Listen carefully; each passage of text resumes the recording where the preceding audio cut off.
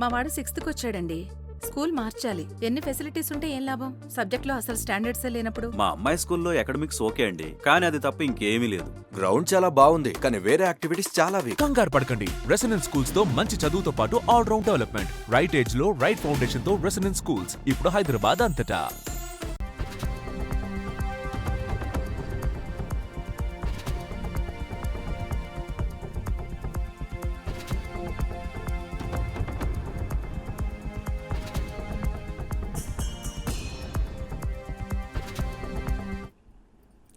రెడ్డికి అప్డేట్స్ చూసుకున్నట్లయితే మున్సిపల్ అభివృద్ధి పనుల ప్రారంభోత్సవానికి వచ్చినటువంటి మంత్రి వాకిటి శ్రీహరికి సొంత నియోజకవర్గ ప్రజల నుంచి అయితే నిరసన శాఖ తగిలింది. ఇక వనపర్తి జిల్లా ఆత్మకూరు పట్టణంలోని పలు కాలనీల్లో 15 కోట్లతో సీసీ రోడ్లు డ్రైనేజీ నిర్మాణ పనులకైతే భూమి పూజ చేసేందుకైతే వచ్చినటువంటి మంత్రిని మహిళలు అడ్డుకునే ప్రయత్నం చేశారు.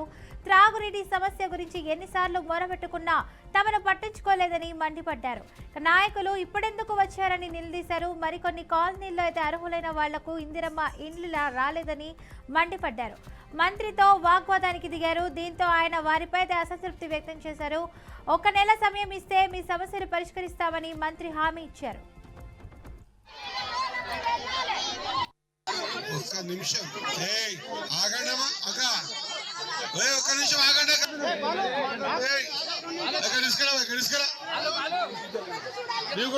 నువ్వు కూడా మాట్లాడతా అక్క.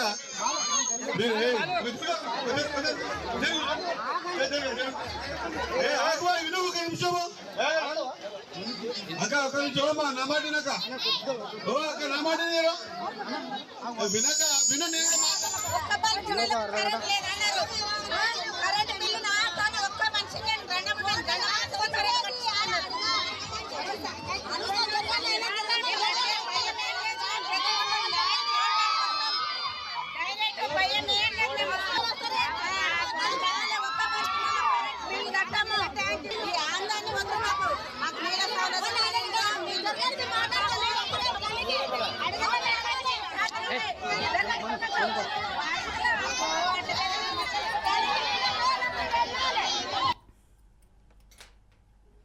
చిత్తూరు జిల్లా సమాచార శాఖ వాట్సాప్ గ్రూపుల్లో అశ్లీల వీడియోలు పోస్ట్ కావడం కలకలం రేపింది.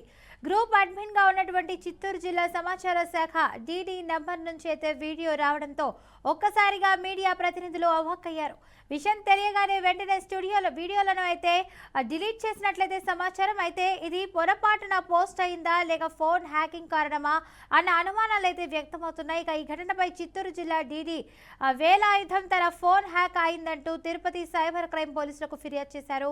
సైబర్ క్రైమ్ పోలీసులు అయితే ఆ వీడియోలు ఆయన ఫోన్ నుంచే పోస్ట్ అయ్యాయా లేకపోతే డ్యూయల్ వాట్సాప్ లేదా ఇతర మొబైల్ సిస్టమ్ ద్వారా అయితే షేర్ అయ్యాయా అనే కోణంలో కూడా సాంకేతిక ఆధారాలతో దర్యాప్తు కొనసాగిస్తున్నారు.